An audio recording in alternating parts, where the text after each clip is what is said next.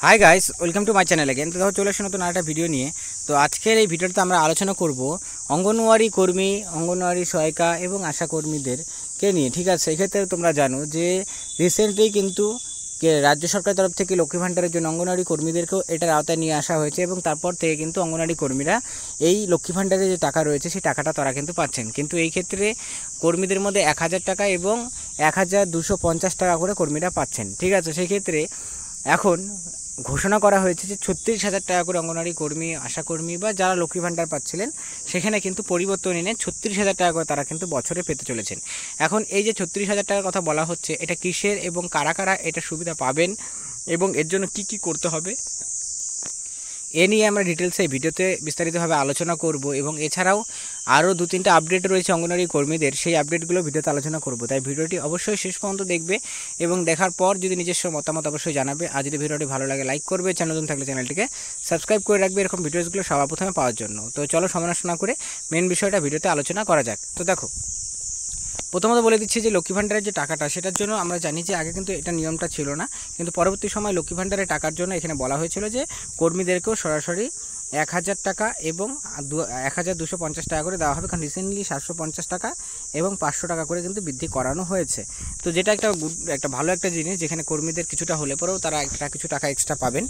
ঠিক আছে, কারণ আগে এটাতে ছিল না সিস্টেমটাতে, যেখানে অঙ্গনওয়াড়ি কর্মীদেরকেও এই লক্ষ্মী ভাণ্ডারের টাকা পাওয়ার জন্য। তো বাট এখন তারা পাচ্ছেন, এটা একটা ভালো জিনিস।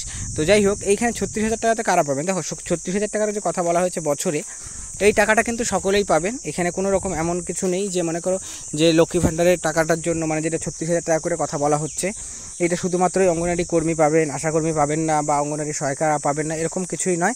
এখানে অঙ্গনওয়াড়ি আশাকর্মী, অঙ্গনওয়াড়ি সহায়িকা তো আছেই, তার সাথে সাথে বাকি যারা রয়েছে সকলেই কিন্তু, সব মহিলাদের জন্যই কিন্তু এই সুবিধাটা প্রদান করা হবে, যেটা বলা হয়েছে অলরেডি ঘোষণা করে।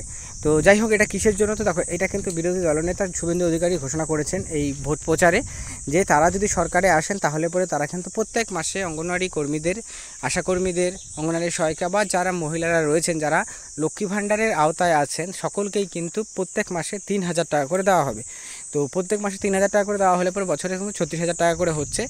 তো এটা কিন্তু সরকার গঠন করার পরে, ঠিক আছে, এখন তারা এটা আগের থেকে ঘোষণা করেছেন এবং এটাও তো নিয়ে বলে যারা জানিয়েছেন যে লক্ষ্মী ভাণ্ডারে তারা নাম পরিবর্তন করে দেবেন এবং সেখানে অন্য কিছু নাম তারা কিন্তু এখানে আনতে চলেছেন।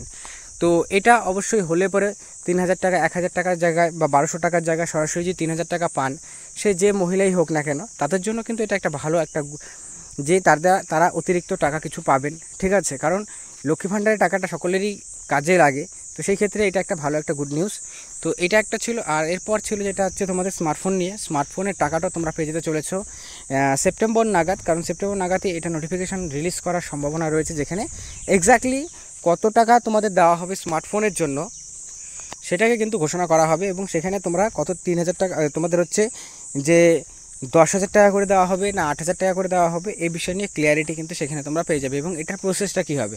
প্রসেস বলতে কি, এখানে কি কর্মীদেরকে আবারও আধার কার্ড, ব্যাংকের বই এগুলোকে সাবমিট করতে হবে কি না, বা আর একটা বিষয় সেটা হচ্ছে যে অনেক কর্মীদের যখন তারা স্যালারি অ্যাকাউন্ট বানিয়েছেন, তো পরবর্তী সময় তাদের অনেক ক্ষেত্রে নাম হয়তো পরিবর্তন হয়েছে, নাম বলতে কি স্পেলিংকে কোনো রকম চেঞ্জেস করেছে, ডেট অফ বার্থে চেঞ্জেস হয়েছে, তো সেগুলোকেও কিন্তু ব্যাংকের বইয়ের সাথে অবশ্যই আপডেট করাতে হবে, তাহলে পরে কিন্তু এই সুবিধাটা তারা পাবেন। কারণ অনেকের ক্ষেত্রে কী হয়ে যায়, অনেকে টাকাটা পান না।